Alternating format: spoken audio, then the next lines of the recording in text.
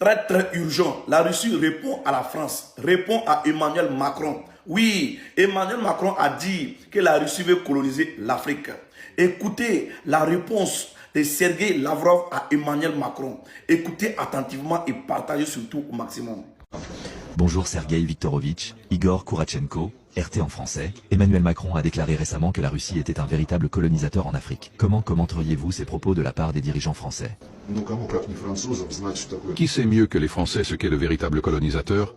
Vous savez, il y a 5 ans à peu près, lorsque des changements s'opéraient dans les pays du Sahel et notamment au Mali, j'ai participé à l'Assemblée générale de l'ONU.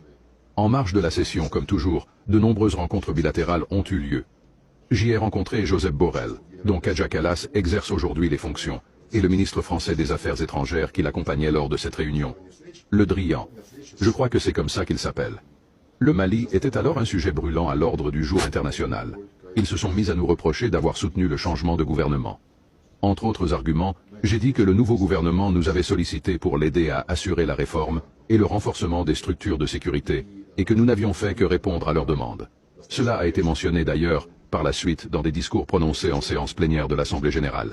Mes interlocuteurs, le ministre français des Affaires étrangères et l'espagnol Josep Borrell, m'ont répondu « Mais vous savez bien que le Sahel et l'Afrique en général, c'est notre zone, celle de l'Union européenne. » J'ai répondu « Je ne sais pas. Je sais qu'il y a eu des possessions coloniales là-bas et que l'indépendance politique a ensuite été proclamée, qu'on a mis fin à la colonisation. Il existe des résolutions concrètes des Nations Unies. Je n'ai lu nulle part que les anciennes colonies vous avaient été attribuées à perpétuité comme des pays où les autres n'ont plus le droit de mettre les pieds. Mais voilà, c'était leur philosophie, et elle est déjà inscrite, à ce qu'il paraît, dans les gènes de nos collègues français, qui jugent tout le monde, selon leurs propres critères. Quand on vous dit que les présidents de l'AES sont les présidents pas comme les autres, c'est de ça qu'il s'agit. Papa Abouraman Tiani vient de frapper encore très très fort. Dans un village, tranquillement tranquille, quand tu vois un président aimé par son peuple, quand toi-même tu vois, tu connais. Quand tu vois un président que son peuple le soutient, quand toi-même tu vois, tu connais.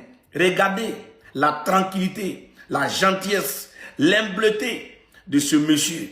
Regardez comment papa Abouraman Tiani est humble. Famille, c'est fort. Moi, quand je regarde cette vidéo, les mots me manquent. On vous dit, les présidents de l'AES là sont les présidents pas comme les autres. Regardez les présidents démocratiquement élus. Quand tu les regardes, on dirait après Dieu là, c'est eux-mêmes.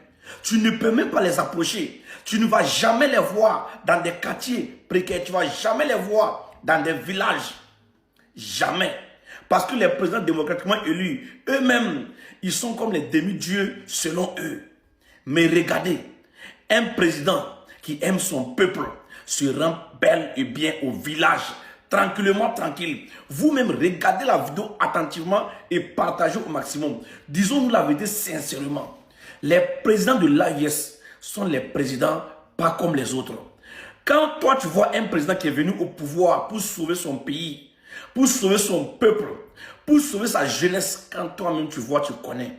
On n'a même pas besoin de te faire un dessin pour que toi-même tu puisses comprendre. Oui, il ne reste que regarder cette vidéo jusqu'à la fin. Toi-même tu comprendras très bien que les présidents de l'AES sont venus au pouvoir pour sauver leur peuple. Ils sont venus au pouvoir parce qu'ils aiment leur propre pays. Famille, regardez papa Abouraman Tiani. Regardez papa Abouraman Tiani dans un village. Regardez là où il s'assoit. On ne dirait pas un président. On ne dirait même pas un président. Pourtant, c'est un président. Oui, c'est un général de brigade. Famille, c'est incroyable. C'est vraiment incroyable. On vous dit à chaque fois, les présidents de l'AES sont les présidents les plus gentils, les plus humbles, les plus intelligents des présidents en Afrique. C'est de ça qu'il s'agit. Il faut aimer son peuple. Quand le peuple est avec toi, toi-même tu ne crées rien. Regardez papa Abouraman Tiani, il ne crée rien. Il ne crée rien avec quelques gars de corps seulement. Avec quelques gars de corps seulement. Tranquillement, tranquille, dans un village, tranquille, pour saluer la population. Regardez dans la cour là où il s'assoit. On ne dirait pas un président. Disons-nous la vérité. Toi, tu as déjà vu un président démocratiquement élu se rendre dans un village comme ça. Tu as déjà vu un président, il ne serait qu'un premier ministre élu. Vous l'avez déjà vu dans un village comme ça. Mais regardez la gentillesse, Regardez les qualités des présidents de l'AIS. Vous-même, vous allez apprécier. Toi, tu regardes la vidéo. Si tu es fier de Papa Abouraman Tiani, écrit en commentaire, vive Papa Abouraman Tiani. On vous le dit à chaque fois. Ces présidents que vous voyez là, ils ne sont pas venus pour se remplir les poches. Ils ne sont pas venus pour s'accaparer de la richesse du pays.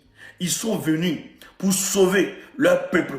Ils sont venus pour soutenir leur peuple. Ils sont venus pour réveiller les consciences.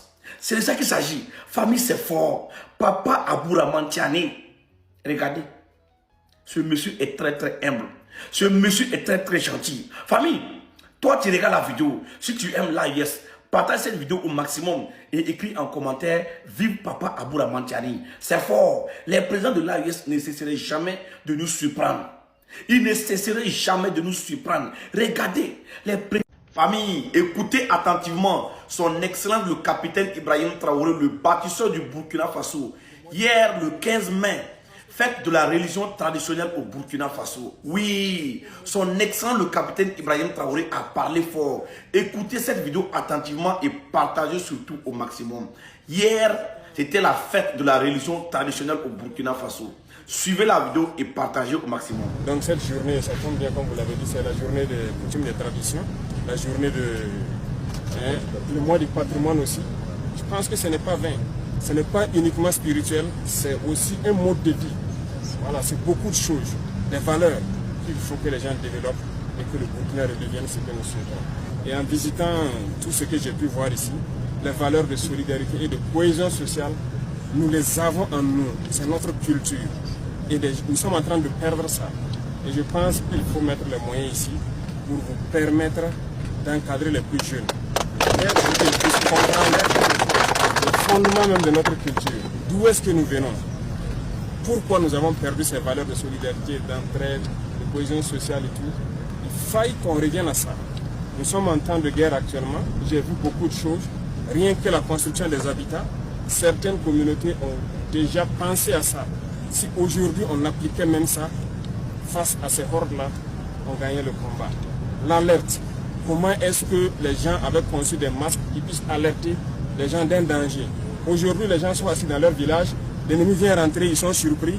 Si on avait conservé cette culture d'avoir toujours des gens dans des postures autour des villages pour pouvoir alerter, et le masque c'est du camouflage en fait. C'est du camouflage qui permet à la personne de fondre dans la nature et d'alerter ceux qui sont à l'arrière et les combattants de pouvoir réagir. On a perdu beaucoup de choses et il faille que nous repartons à la source pour pouvoir puiser ces bonnes valeurs-là, pour pouvoir faire du Burkina ce que nous souhaitons. Parce que nos ancêtres se sont battus pour nous léguer cette terre-là. Nous ne savons pas comment. Mais maintenant, à travers vous, nous comprenons quelles dispositions ils ont prises face à l'adversité, que ce soit naturel ou ceux qui venaient pour le combattre. Ils ont pris assez de dispositions. Donc il faut qu'aujourd'hui, nous puissions nous inspirer de ça, prendre les mêmes dispositions pour que le Burkina existe pour les générations à venir. Donc cette journée, ça tombe bien comme vous l'avez dit, c'est la journée des coutumes des traditions, la journée le mois du patrimoine aussi. Je pense que ce n'est pas vain. Ce n'est pas uniquement spirituel, c'est aussi un mode de vie. Voilà, c'est beaucoup de choses, des valeurs qu'il faut que les gens développent et que le Burkina redevienne ce que nous souhaitons. Merci, félicitations, bon courage à vous.